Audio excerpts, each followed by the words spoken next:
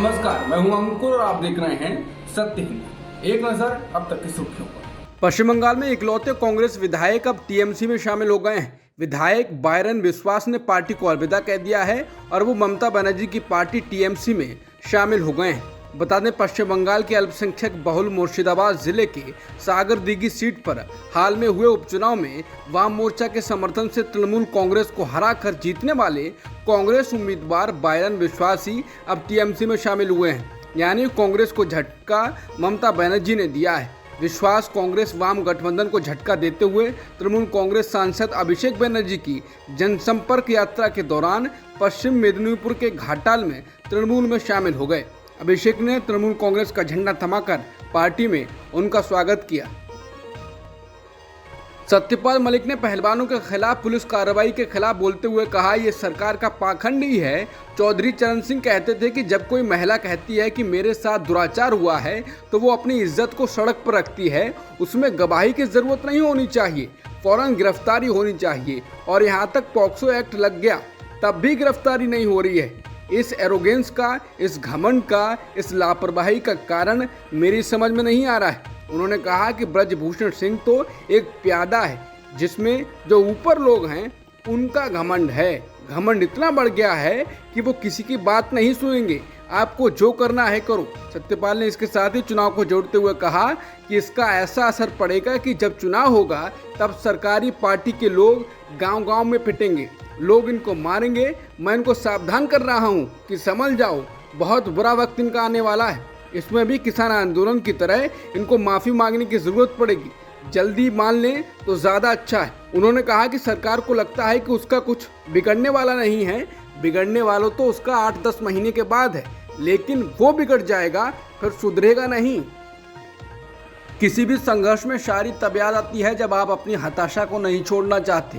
पहलवान विनेश फोगाट ने आज अपने दिन की शुरुआत ऐसी ही गजल की कुछ लाइनों से की है।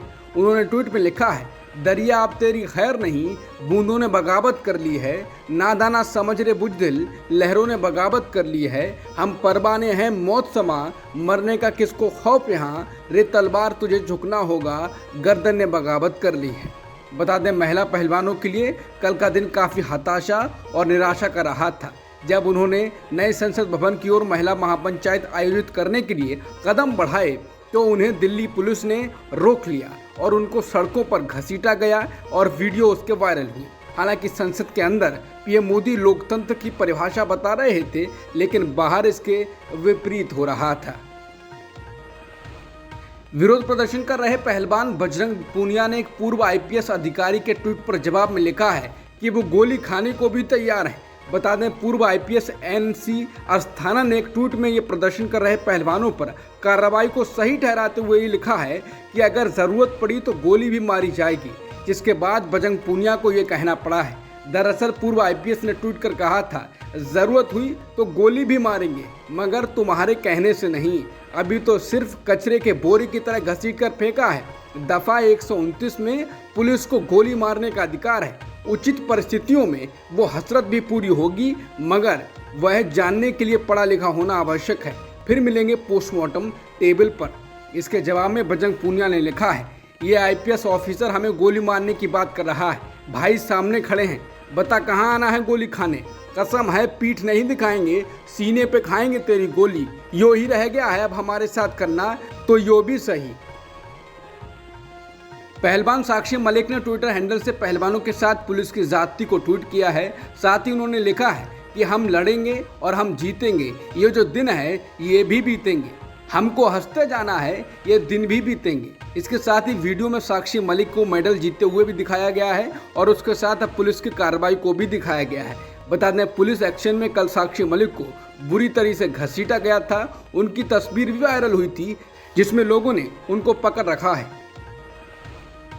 दिल्ली पुलिस ने रविवार को जंतर मंतर पर पहलवानों के विरोध प्रदर्शन के आयोजकों और उसके समर्थकों पर दंगा करने और सरकारी कर्मचारियों के काम में बाधा डालने के आरोप में एफआईआर दर्ज की है, जिन लोगों पर एफआईआर हुई है उनमें बजरंग पूनिया, साक्षी मलिक और विनेश फोगाट भी शामिल हैं।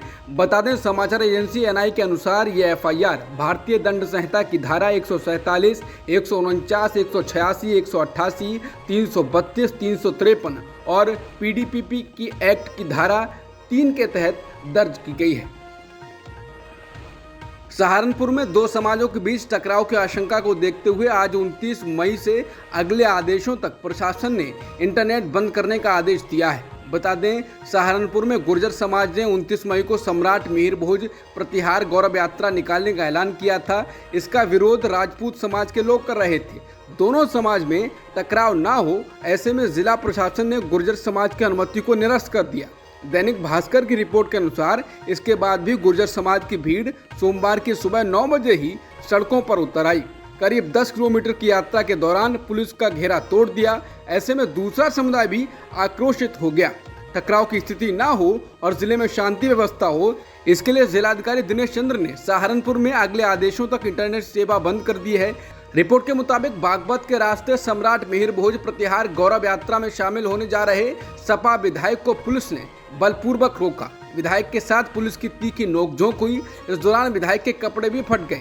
सीओ सिटी पर सपा विधायक अतुल प्रधान जमकर बरसे। उन्होंने कहा कि हम सबको गोली मार दो, इतनी तानाशाही ठीक नहीं। सपा विधायक अतुल प्रधान नेशनल हाईवे पर सिसाना गांव के निकट धरने पर बैठ गए। बाद में पुलिस प्रशासन ने सपा विधायक अतुल प्रधान समेत बागपत के पूर्व जिला अध्यक्ष बिल्लू प्रधान और समर्थकों को अपनी हिरासत में ले लिया।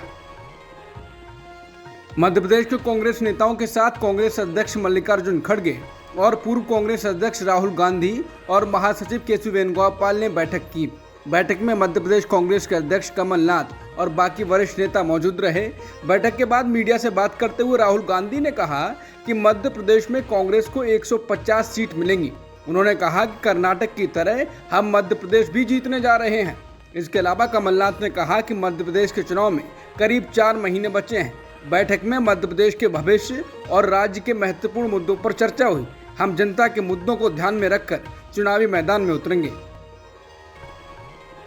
राहुल गांधी के मध्य प्रदेश में 150 सीटें जीतने का दावा करने के बाद मुख्यमंत्री शिवराज सिंह चौहान ने पलटवार किया है। राहुल गांधी के दावे पर जब सीएम शिवराज से सवाल किया गया तो उन्होंने कहा कि दिल बहलाने को गालिब ख्याल अच्छा है, क्योंकि भारतीय जनता पार्टी मध्य प्रदेश में 200 से ज्यादा सीटें जीत रही है।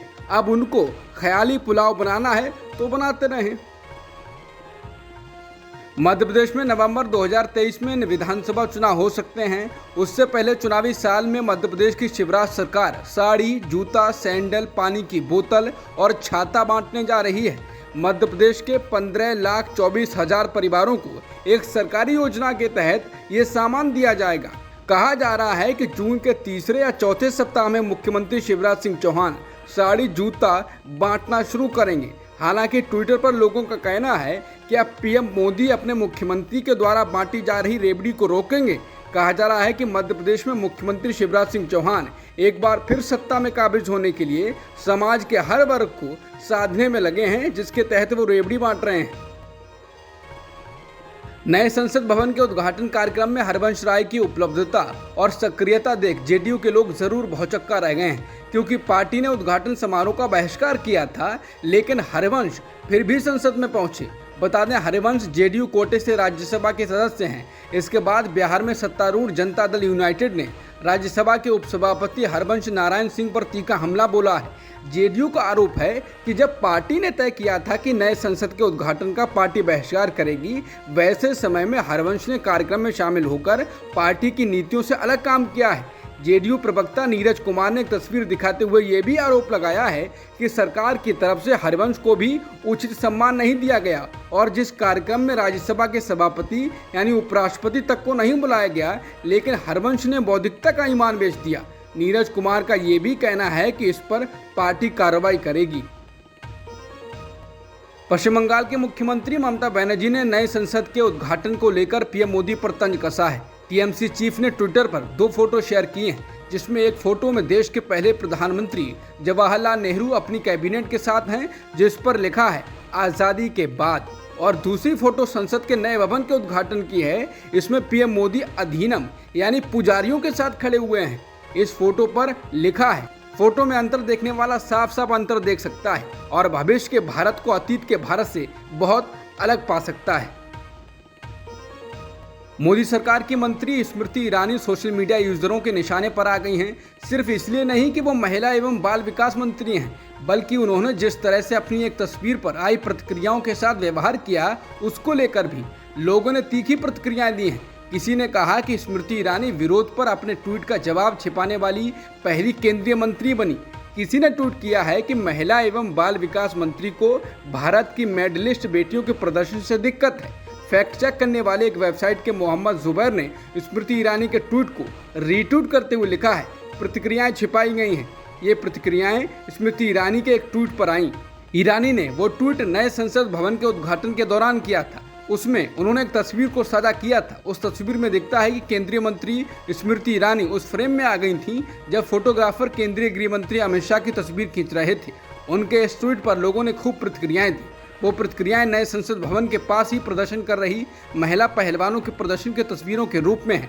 सोशल मीडिया यूजरों ने उन तस्वीरों को पोस्ट करते हुए स्मृति ईरानी से पूछा था, क्या महिलाओं का सम्मान इस तरह आपकी सरकार करती है? लेकिन ये प्रतिक्रियाएं कथित तौर पर छुपा दी गईं।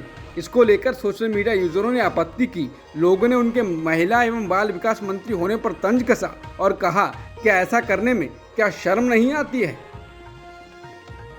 कांग्रेस अध्यक्ष मल्लिकार्जुन खड़गे राजस्थान के मुख्यमंत्री अशोक गहलोत और पूर्व प्रदेश कांग्रेस अध्यक्ष सचिन पायलट के साथ सोमवार को दिल्ली में अलग अलग बैठकें करेंगे। पीटीआई को पार्टी के एक वरिष्ठ नेता ने इस घटनाक्रम की जानकारी दी।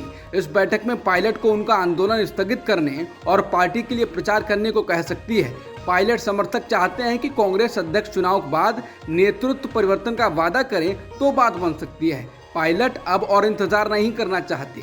दूसरी तरफ गहलोत खेमा सम्मान की लड़ाई लड़ रहा है। उसका कहना है कि पायलट जिस तरह से गहलोत को टारगेट कर रहे हैं वो विपक्ष की भूमिका निभा रहे हैं, जिसे बर्दाश्त नहीं किया जा सकता। दिल्ली के रोहिणी इलाके में रविवार को एक नाबालिग लड़की की 21 बार चाकू से वार कर सरेआम हत्या कर दी गई। लोग तमाशबीन बने रहे। दिल्ली के सीएम अरविंद केजरीवाल ने दिल्ली की कानून व्यवस्था पर सवाल उठाते हुए एलजी को संबोधित करते हुए ट्वीट किया है। पुलिस ने कहा है कि उसकी 6 टीमें आरोपी को पकड़ने के लिए जुटी हुई हैं। केजरीवाल ने अपने ट्वीट में कहा है कि दिल्ली में खुलेआम एक नाबालिग बच्ची की बेरहमी से हत्या कर दी जाती है। ये बेहद दुखद और दुर्भाग्यपूर्ण है। अपराधी बेखौफ हो गए हैं। पुलिस का कोई डर नहीं है। एलजी साहब, कानून व्यवस्था आपकी जिम्मेदारी है, कुछ कीजिए। दिल्ली के लोगों की सुरक्षा सबसे महत्वपूर्ण है। मीडिया रिपोर्ट के मुताबिक एक युवक ने एक लड़की को कई बार चाकू से वार किया और फिर एक पत्थर की पटिया से भी मारा। सीसीटीवी फुटेज में साफ दिख रहा है कि घटनास्थल के पास से लोग गुजर रहे हैं, लेकिन हमले को रोकने के लिए किसी ने कुछ नहीं किया। अब तक की खबरों में इतना ही। बाकी खबरों के लिए बने रहिए सत्यहिंदी.com के साथ।